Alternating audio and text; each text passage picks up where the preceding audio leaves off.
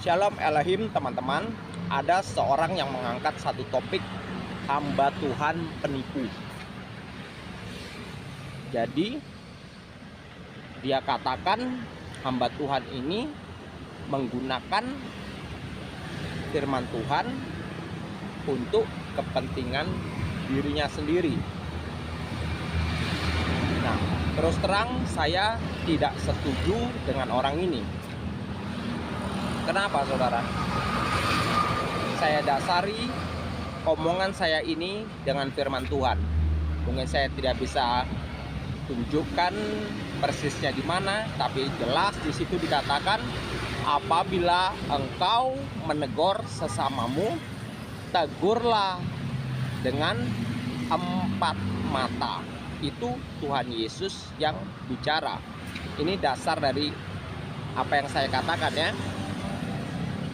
Tegur empat mata artinya bukan di depan forum. Jadi kalau zaman sekarang bukan di sosmed. Jadi kalau di sosmed itu berarti dia sedang memukul hamba Tuhan lainnya atau sedang meninju kompetitornya.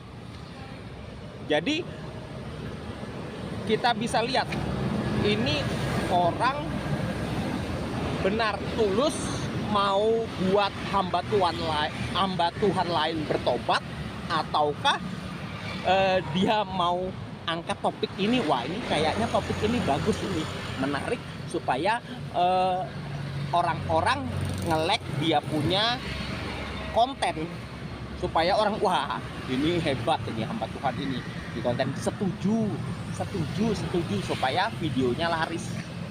Itu mungkin salah satu motifnya.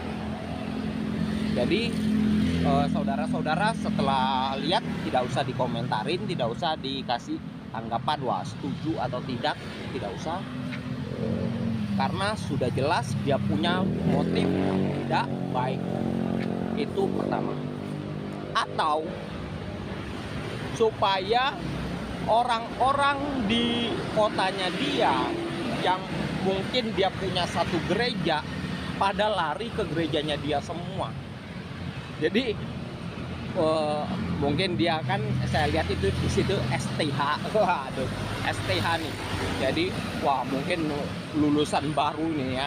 Jadi dia enggak punya ini etika, enggak tahu etika bagaimana caranya, cara mainnya ini kita sesama gereja, sesama hamba Tuhan, etikanya bagaimana. Saya meskipun tidak bukan lulusan sekolah Alkitab, tapi kalau bicara soal firman Tuhan, saya hati-hati mana yang saya bisa ceritakan di sosmed, mana yang saya bisa ceritakan di ini sesama orang-orang atau di mana. Jadi ada etikanya, bukan sembarangan. Itu dia untung dia cuma tulis PDT aja. Coba dia tulis yang agama yang seberang, dia tulis penipu. Waduh, seumpamanya dia tulis pemuka ini penipu. Waduh, masuk penjara atau enggak?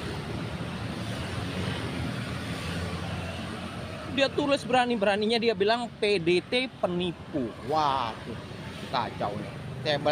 Saya lihat, waduh, baru disuruh tulis kalau ini hubungi ininya dia, apanya dia tuh, alamatnya dia, ininya dia kan.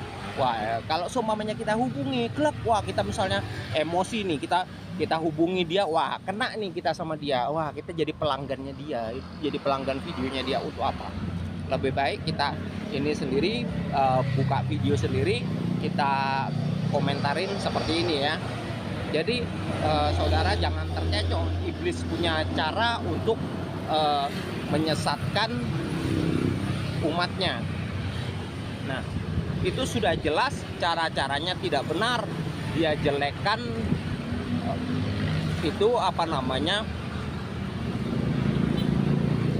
golongan lain, atau dia jelekkan pendeta lain, dia jelekkan gereja lain, supaya dia punya video laris, supaya dia punya gereja laris. Itu aja yang saya bisa ceritakan ya. Sukses.